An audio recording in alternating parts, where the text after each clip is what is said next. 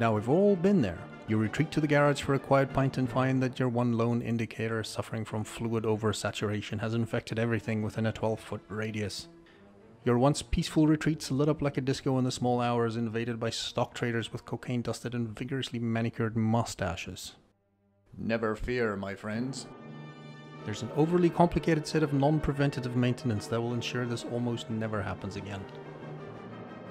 For reasons unknown even to us, it's essential that you remove the headlights of the motorcycle beforehand to ensure you don't fall victim to cognitive aphasia, a condition that can render you conscious for up to 4 weeks. A quick visual inspection doesn't serve any purpose, but the likely acidic taste from the connectors confirm that we might have resistive grounding issues.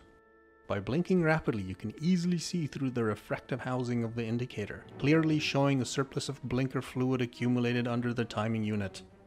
Be sure to give the cumulative thong thing a firm tug to ensure that there's no buildup of tension inside the unit, allowing us to work without the risk of electrocution.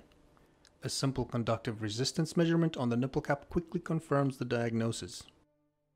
We've used simple .4 brake fluid in this demonstration as it has a sweeter taste and is less likely to suffer from water retention. Now it's time to carefully bleed the unit.